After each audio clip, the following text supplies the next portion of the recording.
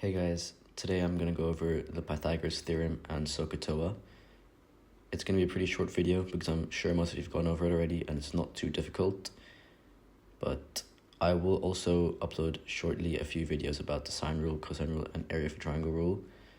I'm going to do them all on the same page because they're all pretty related, but I just want to make them separate videos so it doesn't get too long. Okay, so we'll start with Pythagoras. If you have a right angle triangle, this side here is called the hypotenuse, okay? And it is always the longest side, okay? So we'll call it C, and we'll call this A and this B. So if you have A and B, let's say A equals 2, B equals 3, how do you find C? Well, the formula is A squared plus B squared equals C squared. So in this case, it would be 4 plus 9 equals C squared, so C squared equals root of 13. All right, so pretty simple.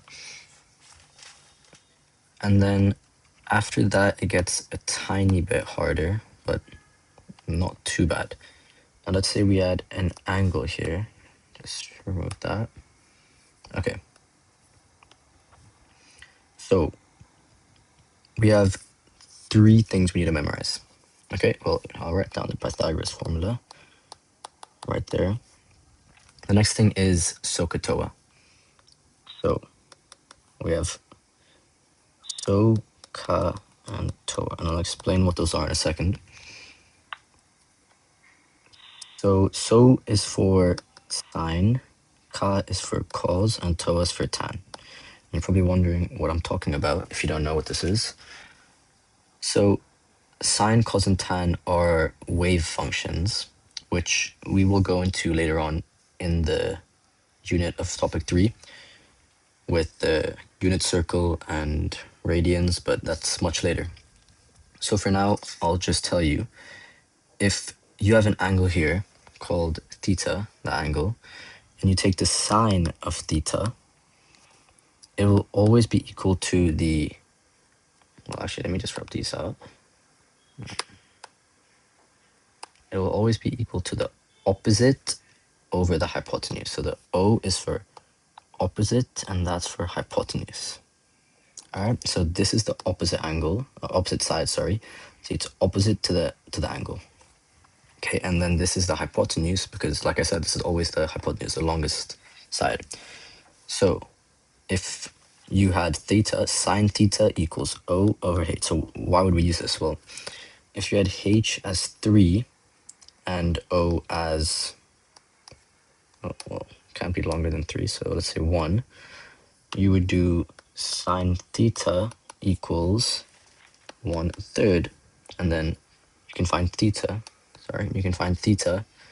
by doing sine minus 1 of 1/3 equals theta. Now that, for now, you'll have to do on your calculator until we go into the further units, but later on we will learn how to do that on the non-calc papers. Okay, so we can also do, if we have the angle, so let's say the angle over here, theta equals, I don't know, 50. I don't even know if that's going to work, but I'll just show you the example. Sine of 50, and let's say we don't know hypotenuse, okay? Sine of 50 equals 1 over the hypotenuse. So from algebra, we know hypotenuse times sine 50 equals 1. So h equals 1 over sine 50.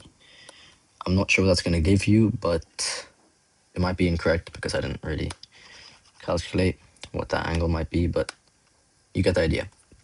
So we can find the opposite or the hypotenuse or the angle, okay? That's so, okay? And now when we go into CAH, same principle, except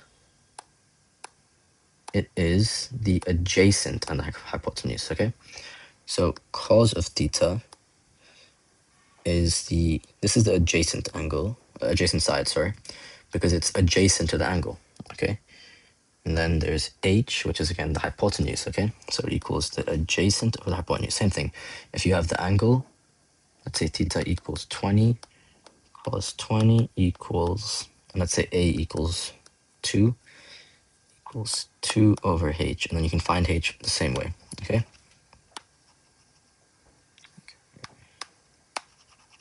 All right, and then the last one, tan, is a bit different, but the same principle. It is TOA. So tan theta equals opposite over adjacent. So you should really memorize this because it's easy. Opposite over hypotenuse, adjacent over hypotenuse, and opposite over adjacent. So SOH CAH TOA. All right. So same principle. If you have theta, you can find O or A.